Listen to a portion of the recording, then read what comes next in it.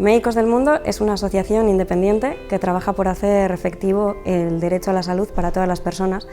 Munduko Medikua, que es la sede que tiene en Bilbao.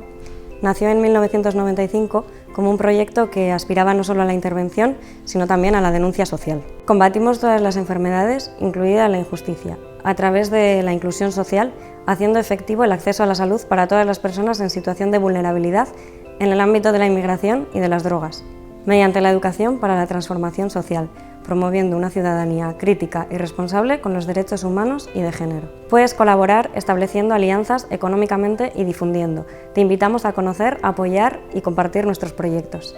A través de la incidencia política, promoviendo el cambio social mediante la movilización, denunciando las causas que originan la injusticia, impulsando procesos transformadores, mediante la sensibilización, trabajando la prevención de la mutilación genital femenina y la trata de personas con fines de explotación sexual, en cooperación internacional, acercando a Euskadi otras realidades y actuando a través de la red internacional en programas de emergencia.